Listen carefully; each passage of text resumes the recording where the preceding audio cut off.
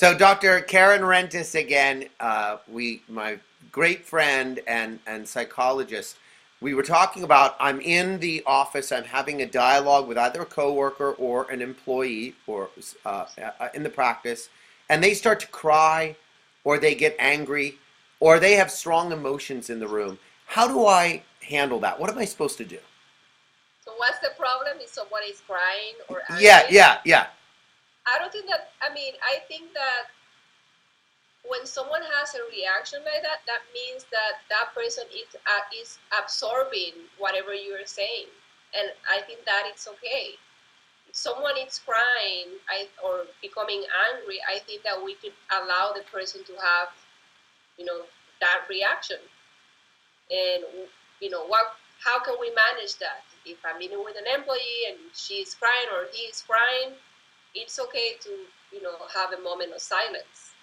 Just let it sit, allow the silence, and you could even, give some power back to that person by saying, I know that, you're having this reaction. Do you want to take a break? Or do you want to continue this conversation later? Tell me how do you want to manage, this conversation? So allowing the silence and also giving power back to that person in deciding if, he or she wants to continue that conversation. That would be my advice. Great. Anything else? You mentioned about feeling angry or having like an angry response.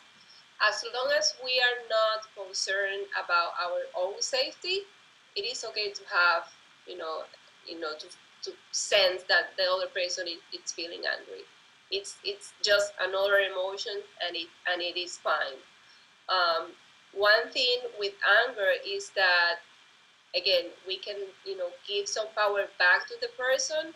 And if we continue challenging the person, the person could become angrier. And, that could, the person could be like more impulsive and say things that at the end the person might regret.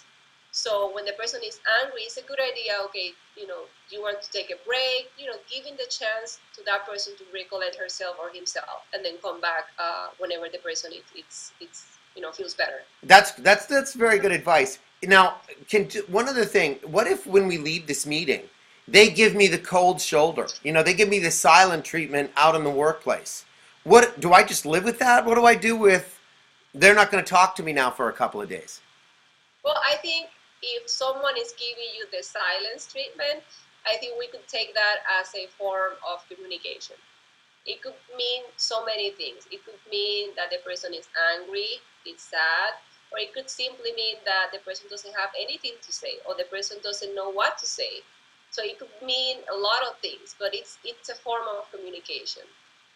If it happens for a couple of days, I would just let it sit, and then trying to find the right moment, the right timing when things are cooled down to have a conversation. Let's go back again and let's have this conversation again. But I would just let it sit for a while. Thank you. I'm going to call you up. Maybe I'll have you come into my practice and help me out the next time I have a difficult conversation. Thank you very much. All right.